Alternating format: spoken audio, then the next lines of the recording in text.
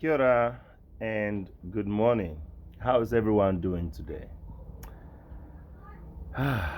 Today's topic, I wish to focus it on leadership. Allow me to share a story with you. I grew up in one of the villages in West Africa, and there, my greatest and always will be role model was my grandfather. At that time, I understood he was over 100 years when I was growing up. But what I noticed about him was what he did every morning before sunrise and before sunset. He would take his walking stick, that's right, his walking stick. We don't have wheelchairs and that kind of stuff, you know. We only have walking sticks. He would take his walking stick, he would walk from one end of the village to the other, on and on and on, interacting with everyone, the adults, the children, the occasional hunting with their hunting party, and so on and so forth. Sorry, my son is actually playing in the courtyard. Anyway, um, and I loved my time in the village. It made me who I am. In my village, the men and women there are incredible people. They have the qualities of what I consider to be true leaders. They stand firm, they command respect, and whenever I'm talking to anyone in the village who is an adult, my arms are always behind me, looking in their eyes and paying attention with all the respect in the world. These days, you don't notice that when it comes to children in the Western world. No, no, you don't. I believe there are about two forms of leaders: the one that is born with the qualities of a leader genetically, and the ones that actually are nurtured to be one. Then there's a third who have the ability to be leaders, are born with it, but at the same time are nurtured at the same time to have those qualities, to enhance those qualities. And then there's a fourth part, the ones I call the wannabes, the wannabe leaders. There are certain people who are just not born to be leaders. You can tell. They're just not meant to be where they are. Some will lie, cheat, and steal and work their way to the top. And you can see the qualities in them shows when they get there, and all they do is cause chaos and bring misery to other people.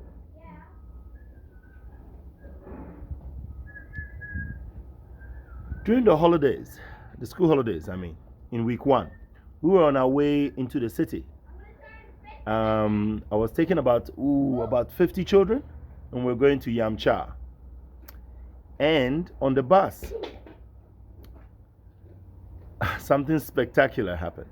I was in front of the bus, you see, and I noticed an old lady standing in the middle of the bus, was struggling to stand, literally struggling to stand. Boys, keep it down, yeah? Was struggling to stand. And I decided to approach her and offer her and tell one of our children to get up and offer her, their seat. And when, before I got there, one of our 8-year-old boys got up and offered, hey, psst, boys, keep it down, and offered his seat to this old lady. Actually offered her seat to this, offered their seat to this old lady. It was such a proud moment for me. And the moment I noticed what was going on, I stopped and I wanted to see how it unraveled. This boy said, no, please, take my seat. And the lady was like, oh, no, you have it. And he said, no, please, take my seat. One of my children, one of the children I had a hand in raising at Pride Lands, 8-year-old, offered his seat. I am proud to say that I'm one of the people who taught him to do that. Because before they left on the trip, I told everyone in the program that when you get on a bus and you have an elderly or an older person who needs a seat, please offer them your seat, because that is your sign of respect to them. Anyway,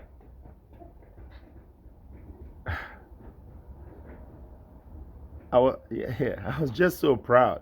But you know what? The sad thing is, the adults who sat around there, who were there, some pretending as if they could not see what was happening.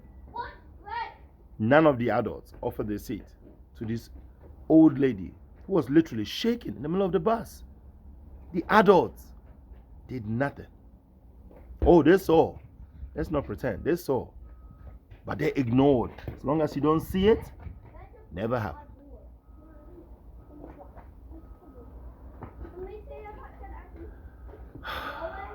What we put into our children is what will reflect when they grow up. If we teach our children to be spiteful and angry, that's what they'll do. They'll grow up to be spiteful and angry. If we teach our children to be kind, loving, and strong, they will be kind, loving, and strong as adults.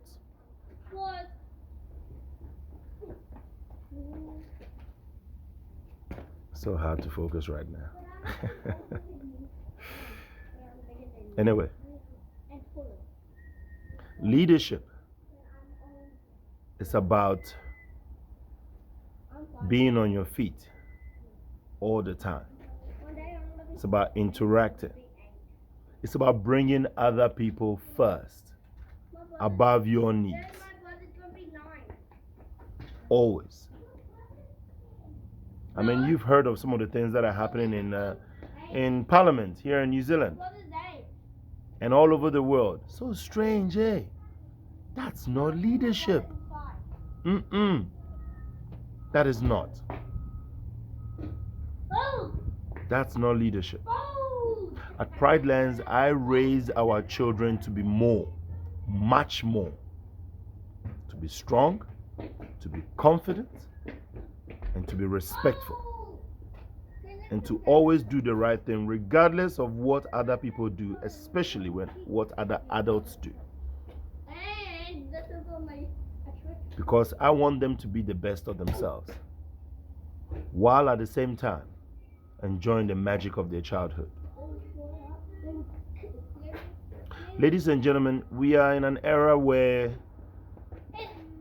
there are so many strange things happening.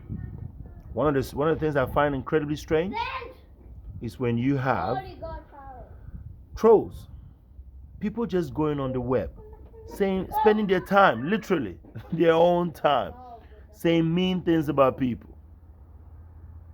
It's strange, eh? Like, honestly. And then those who go out there and vandalize other people's property out of spite. Now, who does that? I don't want any of our children in this city to be anything like that. I want them to be more, much, much more stronger than you and I, more confident than you and I, more respectful than you and I, to be the best of themselves. That is what I strive for. And we can do this together. Don't let anyone take that away from your children. Don't let anyone take that away from you.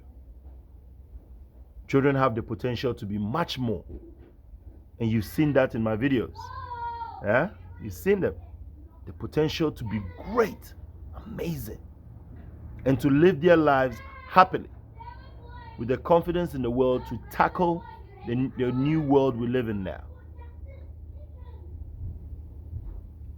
Ladies and gentlemen, it's about time we prepare our children for this world and for what is yet to come. But at the same time, maintaining the magic of childhood as well. Don't take that away. Give them the freedom to live and learn. Thank you very much, and have a pleasant day. Bye.